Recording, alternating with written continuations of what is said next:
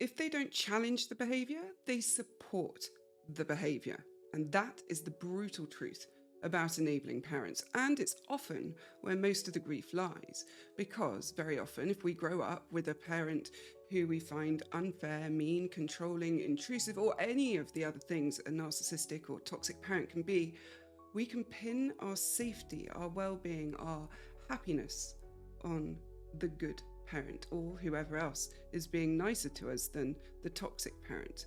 But if they're saying things like, just do it to keep the peace, or, oh, you know what we're like, or they're like, just take one for the team, or the worst, we're in it together, they're demanding you ignored the treatment to protect them. Because the enabling parent isn't trying to keep the peace, they're trying to protect themselves, which is, of course, utterly devastating to realise.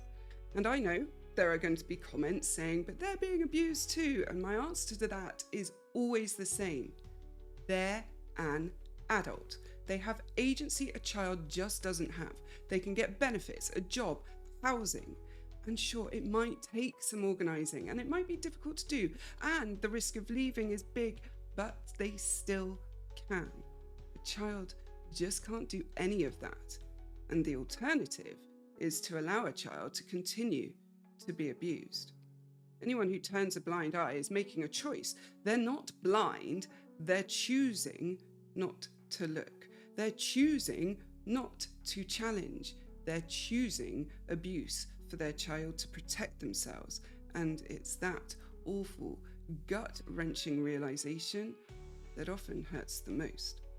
Because realizing that you were never safe, never protected, and they were looking out for themselves all along is probably the greatest betrayal of all.